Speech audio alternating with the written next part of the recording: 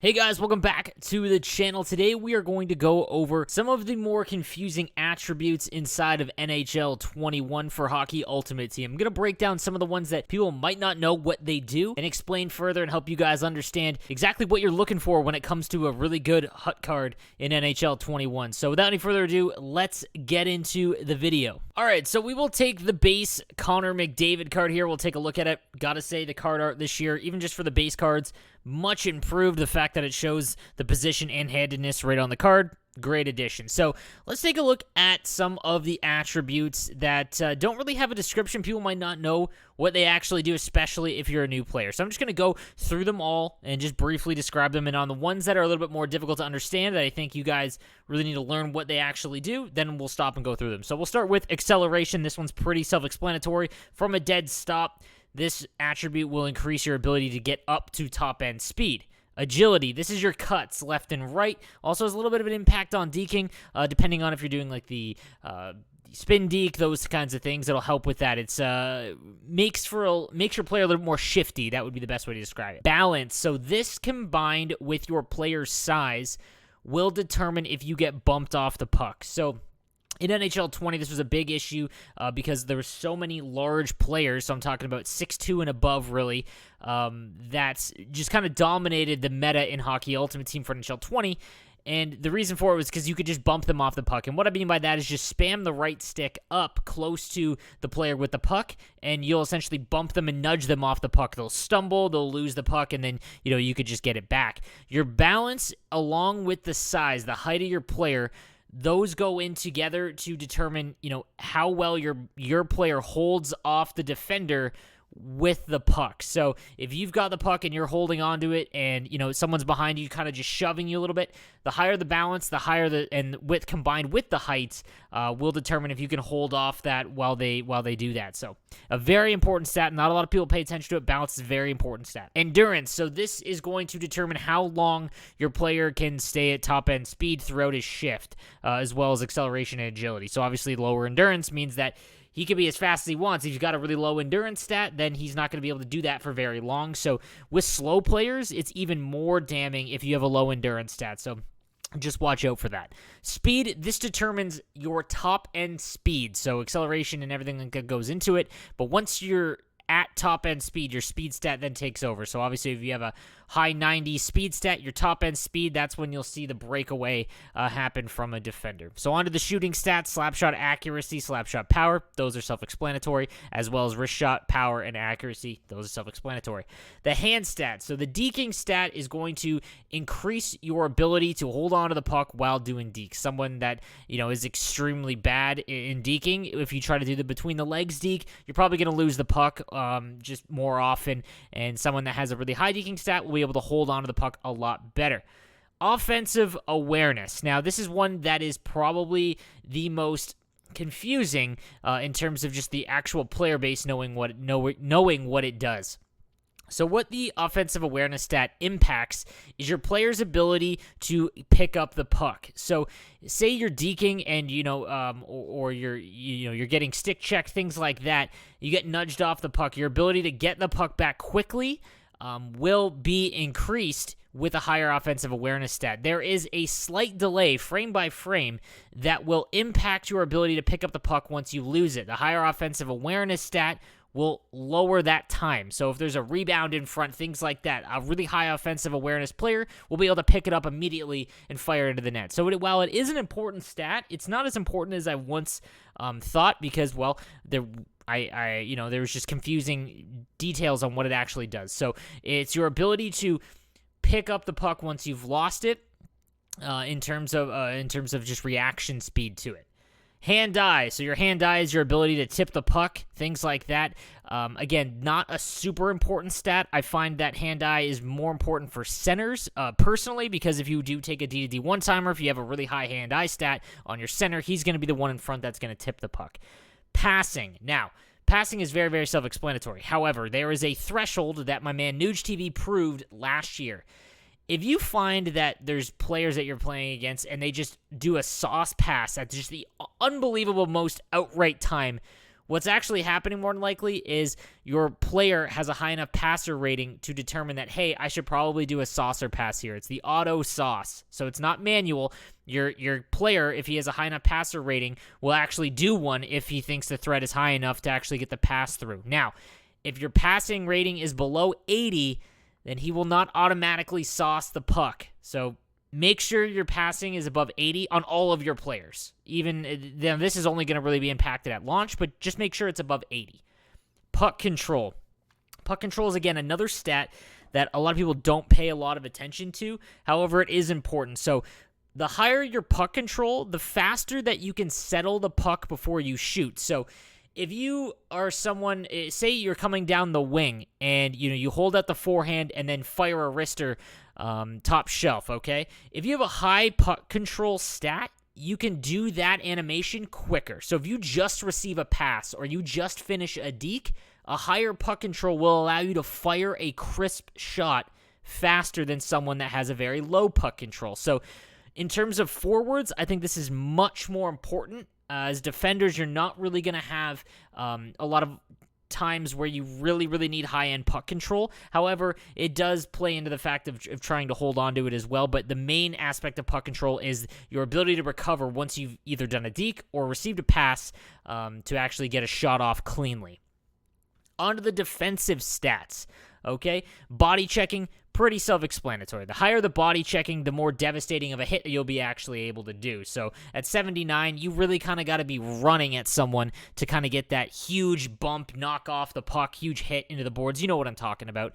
And the higher the body checking, the better it is. This also will help with bumps, as if you can, bump the player off the puck with a higher body check, you're going to get that stumble animation that you're looking for a lot more often. Strength. This also is kind of it's a lesser but modifier stat. So strength will help with body checking as well as balance to hold on to the puck, but it isn't something that is super important. I would much rather have a higher balance stat and body checking stat and then strength. It really isn't something that you really need to worry about. It's just kind of a bonus. Aggression. Now, aggression is kind of a debatable stat in terms of what it does for online play. So aggression online, because you're the one controlling the puck a lot, you're not really going to see a ton of things impacted by aggression. Now, if you have a player that might step up or pinch, if you've got your players set to pinch in the zone, higher aggression stat could help with that, but it's really, really a minimal stat for online. As is fighting skill, obviously that's self-explanatory for online for Hockey Ultimate Team. Not really something you need to worry about. Durability, your players don't really get injured. I mean, injuries don't really happen too much anymore with the injury cards being gone.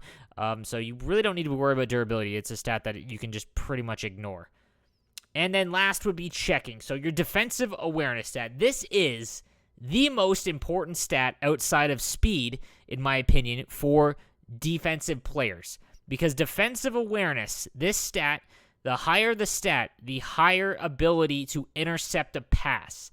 Meaning that defending cross-crease passes, if you have a high defensive awareness, it is going to be that much harder for your opponent to get it through.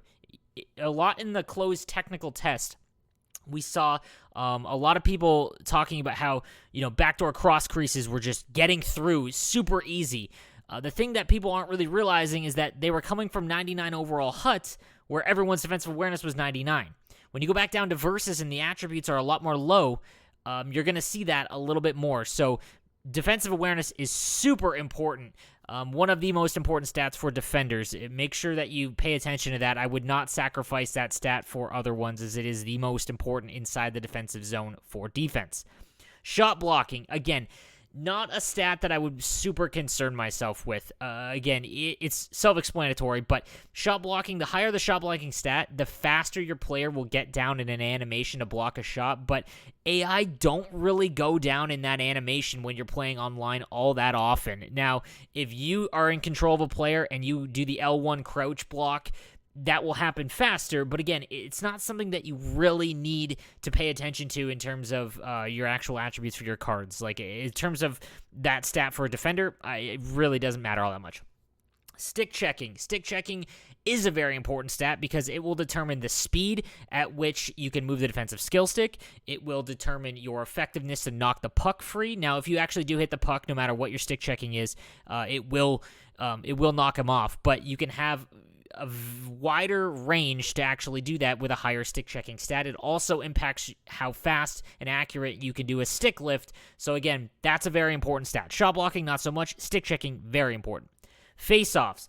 Obviously, face-offs is pretty self-explanatory, but super important. The higher the face-off stat, the higher your ability to win a draw.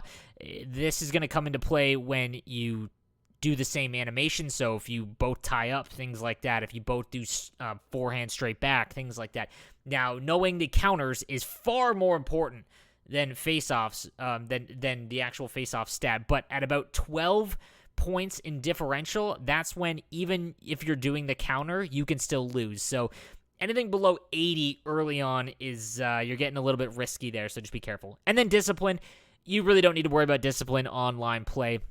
It's just not something that's all that important. So those are all the attributes, and we're going to go through and just take a quick look at some of the base cards here that have some that I think might be a little bit more important. Again, with defensive awareness being one, stick checking another, balance. Again, those are the ones that a lot of people don't pay attention to, but are super important. So let's go take a look at some of the other cards that I think that are maybe overlooked that have really good, in those attributes. So just going through some of the icons and 85 overall cards in the base range, the mid-80s, Mike Mcdanno is a perfect example of a really, really well-rounded card. First of all, he's 6'3", 212, so his ability to bump people off the puck and hold on to it obviously going to be a little bit higher. You combine that with the fact his balance is 84 already. He's got decent speed at 88 acceleration, 88 speed, and 85 agility. Plus, he's got 85 endurance, something that a lot of the master icons kind of lack. His shots all in the mid-80s. And then you look down, his defensive awareness is at 88.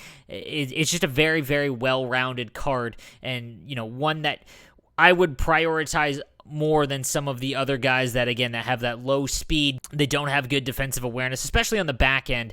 That would be something to watch for. So if we take Cale Makar's card, on the other hand, he's got, at face value, he's got great important stats. He's got a good shot for defense. He's also got great speed, which a lot of defense lack, and how the game is played in NHL 21, where it kind of penalizes you if you don't make the accurate turn when you switch from skating backwards when defending the rush. That's fantastic. He aces that with 88 acceleration, 89 agility, and 88 speed. Problem is he's got really low defensive awareness at 81.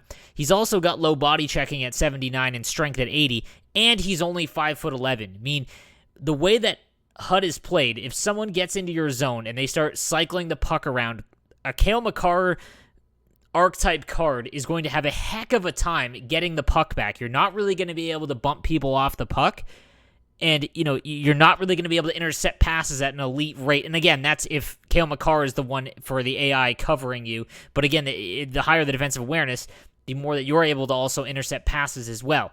So, again, he's a great card, but he just needs to be paired with someone that has a little bit more defensive ability. So, those are the kind of things that I want you guys to watch out for when, making your lineup. If you pair him with someone like, Quinn Hughes or something like that, smaller guys, you have two of them, it's going to be very, very difficult in the defensive zone to get the puck back. That's where you're going to run into a bit of issue. So guys, I hope this helps clear some things up about the attributes inside of HUT and Versus, to be honest with you.